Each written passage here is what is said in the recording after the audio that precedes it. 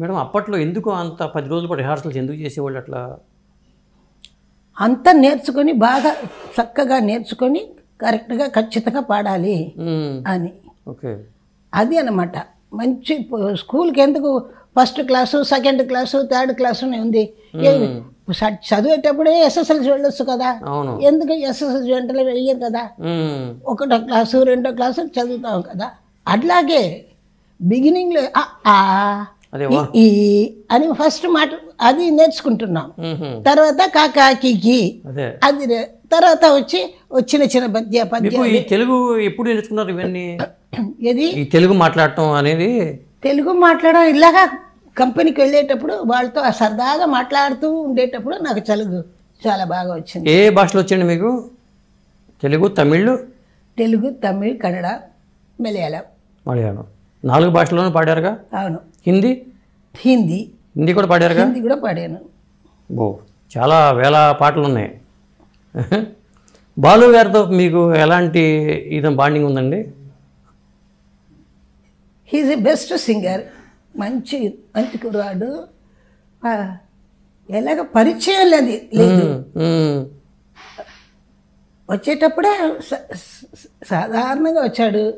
సాధారణంగా బాగా పాడతాడు, అందరితో సరదాగా ఉంటాడు, మంచివాడు. అంతే కదా. అదే ఎక్కడికి వెళ్ళినా సరే నేను వెళ్ళేటప్పుడు ఆయనకి చెప్తాను, ఆయన వెళ్ళేటప్పుడు నాకు చెప్తారు.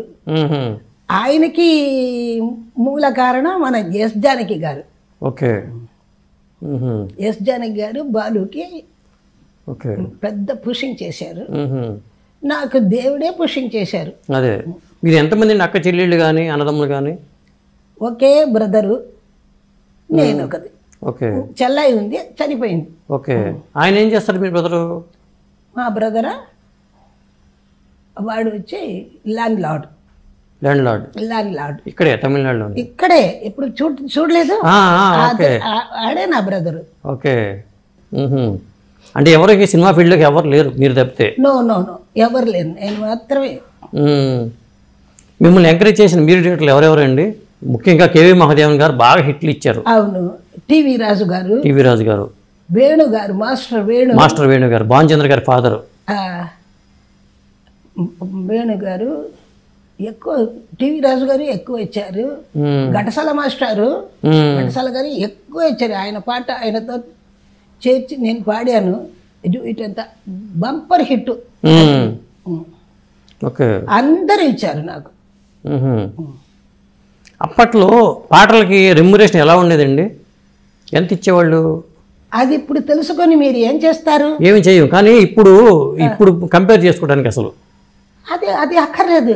ఇప్పుడు ఇందులో వచ్చి మీరు ఏం కావాలో అది ప్రశ్న ఎంత డబ్బు తీసుకున్నానది మీకు అక్కర్లేదు.